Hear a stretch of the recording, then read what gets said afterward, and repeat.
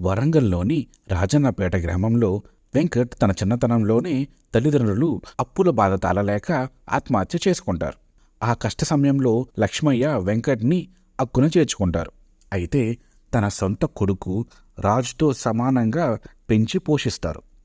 ఇద్దరినీ ఉన్నత స్థానాల్లో చూడాలని పెద్ద కొడుకు రాజుకి మంచి ఉద్యోగం, చిన్న కొడుకు వెంకట్ని క్రికెటర్ చేయాలని తన తాహతకు మించి కష్టపడుతూ హైదరాబాద్కి పంపిస్తారు. అయితే ఇంకో పక్క హైదరాబాద్ని ఏలుతున్న ఇద్దరు అన్నదమ్ములు డేవిడ్ జార్జ్లు అతి సామాన్యులు అయిన వెంకట్ రాజులకి ఎలాంటి ఘర్షణ మొదలవుతుంది? ఈ క్రమంలో లక్ష్మయ్యని కాపాడుకోవడానికి ఏం చేస్తారు? హైదరాబాద్లో రన్ అవుతున్న A56 డ్రగ్ రాకెట్ని నడిపిస్తుంది ఎవరు? ఇందులో హిందూ పాత్ర ఏమిటి?